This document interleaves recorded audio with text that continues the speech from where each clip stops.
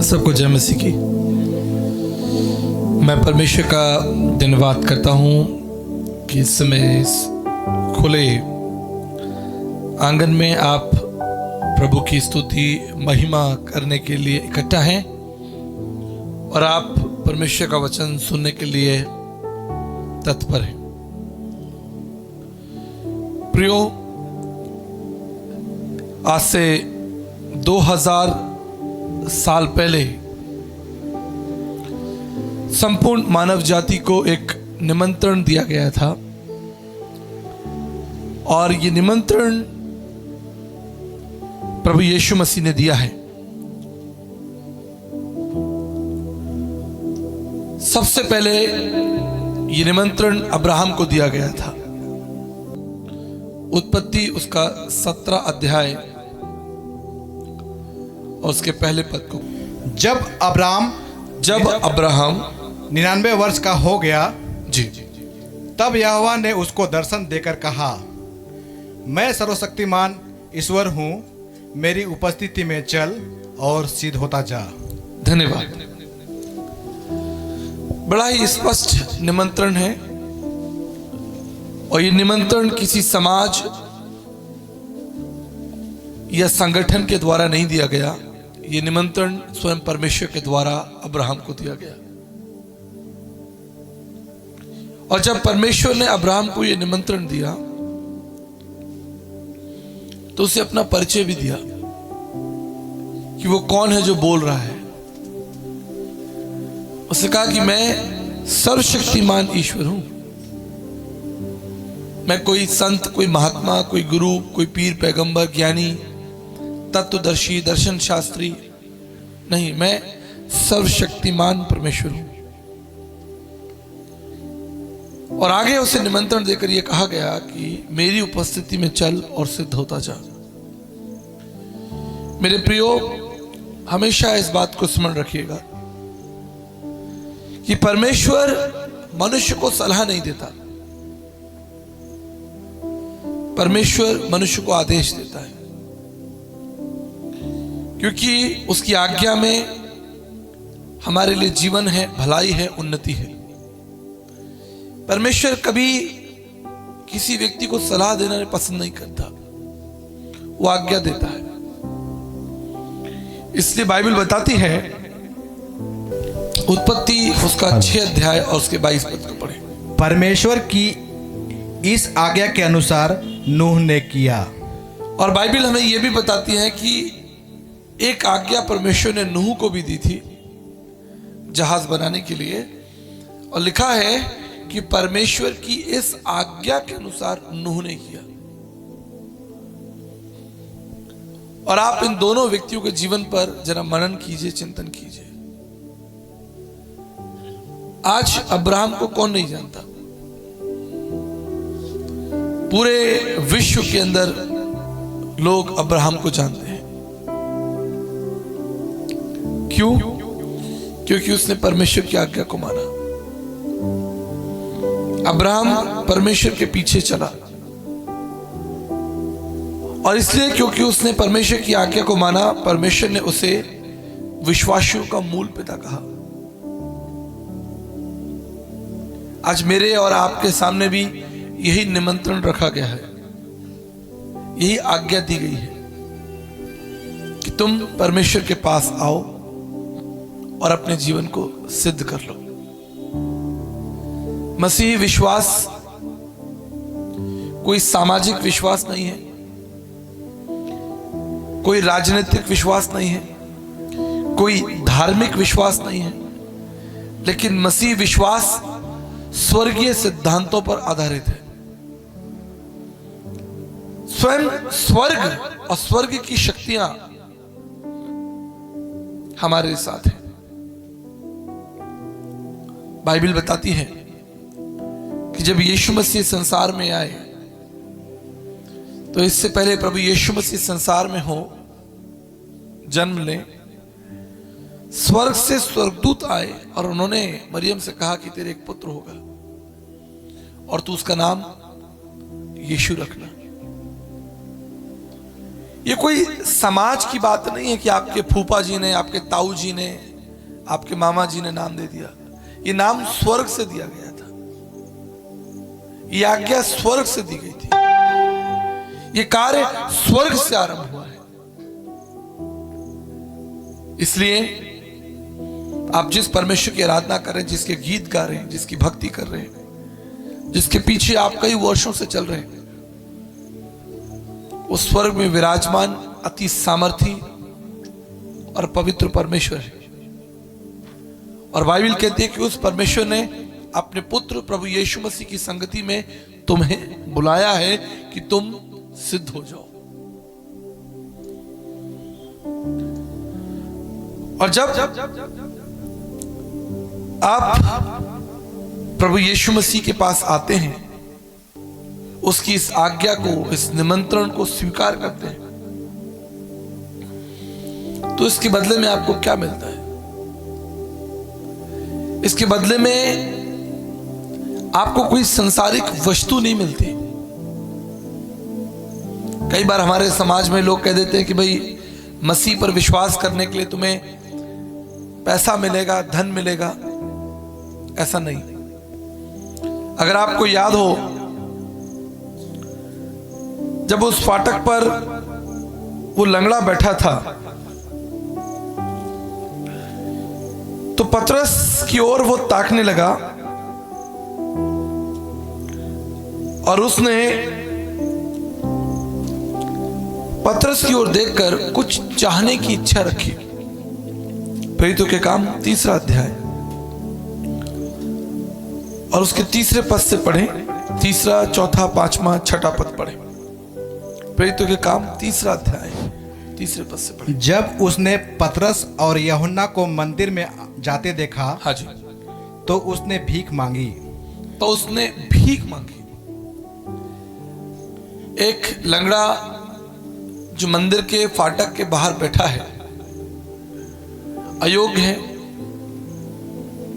दूसरों की दया, दूसरों की करुणा या दूसरों के धन पर आश्रित है, लाचार है, कमजोर है, अयोग्य है। और ऐसा लाचार, कमजोर, अयोग्य व्यक्ति दूसरों की सेवा और करुणा पर निर्भर है। और बाइबल कहती है कि उसने पतरस को देखकर कुछ पाने की आशा रखी। पढ़िए। जब उसने पतरस और यूहन्ना को मंदिर में जाते देखा, तो उसने भीख मांगी। पतरस ने यूहन्ना के साथ उसकी ओर ध्यान से देखकर कहा, हमारी ओर देख। अतः वह उसने कुछ पाने की आशा रखते हुए उसकी ओर ताकने लगा। देखिए, इस रहस्य को समझ लीजिए। ये जो लंगड़ा भिखारी है, ये पतरस और यूहन्ना की ओर ताक रहा है। और आप जानते हैं कि ये किस चीज के लिए ताक रहा है, इसे क्या चाहिए, व्हाट इज हिज नीड। तब पतरस और यूहन्ना उसकी आवश्यकता को जानते थे, और उसकी आवश्यकता को जानने के बाद में भी उन्होंने उसे वो नहीं दिया जो वो चाहता था। वो क्या चाहता था, आगे वचन में लिखा है, 6 पद पढ़े। तब पतरस ने कहा, चांदी और सोना तो मेरे पास है नहीं। आप इसे ध्यान से समझ लीजिए। पतरस ने कहा कि चांदी और सोना मेरे पास नहीं है। वो लंगड़ा भिखारी क्या चाहता था? वो लंगड़ा भिखारी जो है वो पैसा चाहता था, चांदी सोना चाहता था। लेकिन पतरस ने स्पष्ट कर दिया कि चांदी और सोना मेरे पास नहीं है। हम किसी को पैसा देकर मसीह के विश्वास को जीतते नहीं। लेकिन हमारे पास क्या है? चांदी और सोना हमारे पास नहीं है, लेकिन हमारे पास क्या है? सुनिए। परंतु जो मेरे पास है वह तुझे देता हूं। मेरे पास जो है वो मैं तुझे देता हूं। आगे, यीशु मसीह नासरी के नाम से चल फिर। Hallelujah, hallelujah, hallelujah. चांदी और सोना तो मेरे पास नहीं है, लेकिन मेरे पास क्या है? मेरे पास प्रभु यीशु मसीह है। आप जानते हैं, बाइबल कहती है, और तब उसने दाहिना हाथ पकड़कर उसे उठाया और उसके पांव में बल आ गया और वो उछलकर खड़ा हो गया और चलने फिरने लगा और परमेश्वर की स्तुति करने लगा। स्वर्ग से ये प्रभु यीशु मसीह संसार में क्यों आया? ताकि वो आपको चंगाई दे सके, आपको जीवन दे सके, आपको आशा दे सके, आपको एक भविष्य दे सके, आपको उद्धार दे सके, आपको मुक्ति दे सके। स्वर्गदूतों ने कहा था उसके राज्य का कभी अंत नहीं होगा। स्वर्गदूतों ने कहा था वो सबके पापों को मिटा देगा। उसका नाम इमैनुअल होगा, अर्थात परमेश्वर तुम्हारे मध्य में। मेरे प्रियो, आज वही प्रभु यीशु मसीह आपके जीवन के द्वार पर खड़ा है। प्रेरितों के काम 3:20 में लिखा है कि वो द्वार पर खड़ा खटखटा रहा है। उसने द्वार को तोड़ा नहीं। What a gentle God we have। कितना प्रेमी, कितना दयालु है कि वो आपके जीवन के द्वार पर खड़ा खटखटा रहा है। वो आपके द्वार को तोड़कर आ सकता है। बाइबल कहती है वो सर्वशक्तिमान परमेश्वर है। उसने अब्राहम से कहा था कि मैं सर्वशक्तिमान परमेश्वर हूं। वो आपके जीवन को, द्वार को तोड़कर आपके जीवन में, आपके घर में प्रवेश कर सकता है। लेकिन वचन कहता है एक मित्र के समान आपके द्वार पर खड़ा खटखटा, यदि तुम द्वार खोलोगे तो वो तुम्हारे भीतर आएगा। पवित्र शास्त्र बाइबल में 3 लोग हैं जिनके बारे में मैं आपसे बात करना चाहता हूं। 3 महत्वपूर्ण लोग। पहला नाम निकोदेमस, जिसके बारे में आप जानते हैं। यूहन्ना 3 निकाल लेंगे। यूहन्ना 3, इसके बारे में एक अच्छी बात लिखी हुई है। लिखा है कि ये फरीसियों का, यहूदियों का सरदार था। ये कोई साधारण व्यक्ति नहीं था, ये बुद्धिजीवी व्यक्ति था। ये व्यवस्था को जानता है, कानून को जानता है, धर्म दर्शनों को जानता है, रीति रिवाजों को जानता है, और बहुत सी जो धार्मिक विचारधाराएं हैं उनका ये सरदार है। उन्हें समझता है। बाइबल कहती है फरीसियों में से निकोदेमस नामक एक मनुष्य था जो यहूदियों का सरदार था। उसने रात को यीशु के पास आकर उससे कहा, हे रबी, हम जानते हैं कि तू परमेश्वर की ओर से गुरु होकर आया है, क्योंकि इन चिन्हों को जो तू दिखाता है, यदि परमेश्वर ना हो तो नहीं दिखा सकता। यदि परमेश्वर तेरे साथ ना हो तो ये काम असंभव है। निकोदेमस ने अपनी आंखों से प्रभु के वैभव को, उसके ऐश्वर्य को देखा, उसकी सामर्थ्य को देखा, उसके ज्ञान को सुना। इसलिए आधी रात को चुपचाप प्रभु यीशु मसीह से मिलने आता है और कहता है कि अनंत जीवन का अधिकारी होने के लिए मैं क्या करूं। आगे कहता है वो, तो यीशु ने उससे कहा कि मैं तुझसे सच सच कहता हूं, जब तक कोई मनुष्य जल और आत्मा से ना जन्मे वो परमेश्वर के राज्य में प्रवेश नहीं कर सकता। लेकिन आगे हमें कोई ऐसा संदेश नहीं मिलता जो ये दिखाता हो, बताता हो या हमें समझाता हो कि निकोदेमस प्रभु यीशु मसीह का शिष्य बन गया। ऐसा कोई संदेश हमें दिखाई नहीं देता। आप जानते हो क्यों? क्योंकि वो यहूदियों का सरदार था। एक और व्यक्ति के बारे में हम अध्ययन करेंगे जिसका वर्णन हमको मत्ती की इंजील उसके 19 अध्याय में मिलता है। निकालेंगे मत्ती की इंजील और उसका 19 अध्याय और उसके 16 पद से हम पढ़ेंगे। यहां लिखा है, एक मनुष्य यीशु के पास आया और उसने कहा, हे गुरु, मैं कौन सा भला काम करूं कि मैं अनंत जीवन पाऊंगा। आप जानते हैं प्रभु ने ऐसे वही निमंत्रण दिया जो अब्राहम को दिया गया था। 21 पद में लिखा है, उसने कहा, यदि तू सिद्ध होना चाहता है। अब्राहम को प्रभु ने कहा मेरे पीछे चल, मैं तुझे सिद्ध करूंगा। लेकिन बाइबल बताती है ये व्यक्ति बहुत धनी था, ये ज्ञानी नहीं था, तत्वदर्शी नहीं था। He was not a scholar। लेकिन इसकी जो विशेषता थी, इसकी विशेषता ये थी कि एक धनवान व्यक्ति था। निकोदेमस के लिए लिखा है वो यहूदियों का सरदार था, और इस जवान के लिए लिखा है कि एक धनी व्यक्ति था। बाइबल कहती है प्रभु यीशु मसीह ने उसकी तरफ देखकर कहा, उससे प्रेम किया प्रभु ने, उसकी तरफ देखकर उससे बातचीत की, और बाइबल बताती है कि वो एक धनी व्यक्ति था। यदि तू सिद्ध होना चाहता है, जीवन के मुकुट को प्राप्त करना चाहता है, उस परम धाम में प्रवेश करना चाहता है, उस अनंत लोक में प्रवेश करना चाहता है, मेरे पीछे चल। लेकिन आप जानते हैं क्या हुआ? 22 पद में लिखा है, पढ़िए 19-22, मत्ती 19-22। परंतु वह जवान यह बात सुनकर उदास होकर चला गया, क्योंकि वह बहुत धनी था। बहुत धनी था। आपने दो व्यक्तियों के बारे में अध्ययन किया।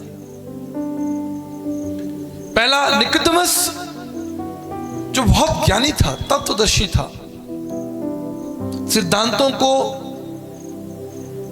धार्मिक दर्शनों को, तत्व दर्शनों को समझने वाला व्यक्ति था। और दूसरा व्यक्ति जो है वो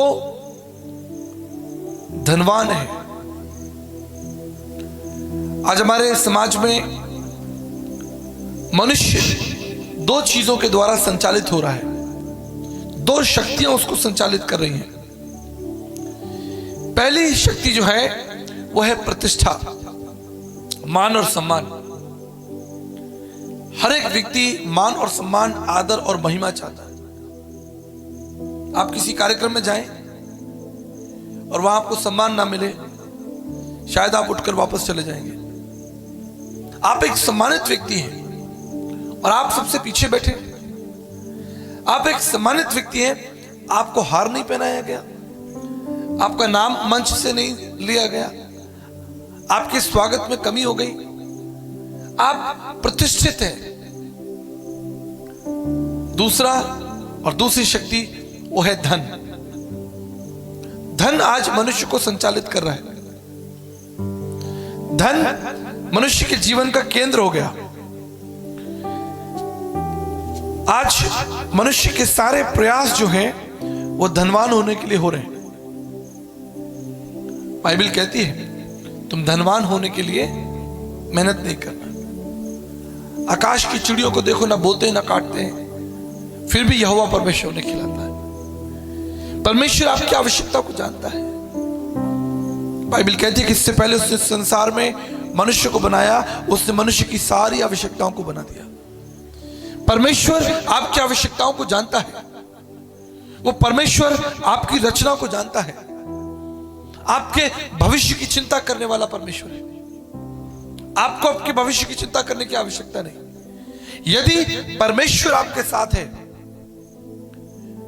स्वर्ग और पृथ्वी को बनाने वाला सृजनहार परमेश्वर आपके साथ है, आपको चिंता करने की आवश्यकता नहीं। आपको सिर्फ आवश्यकता है उस निमंत्रण को स्वीकार करने की, उस आज्ञा को मानने के लिए। हम तीसरे व्यक्ति के बारे में अध्ययन करने जा रहे हैं, जिसके बारे में लूका 19 में लिखा है, और इस व्यक्ति का नाम है चुंगी लेने वाला जक्कई। और इसके बारे में दो बातें लिखी है। लूका उसका 19 अध्याय और उसके पहले और दूसरे पद को मैं आपके लिए पढ़ रहा हूं। वो यरीहो में प्रवेश करके जा रहा था। वहां जक्कई नाम का एक मनुष्य था जो चुंगी लेने वालों का सरदार और धनी था। वचन पर गौर कीजिएगा।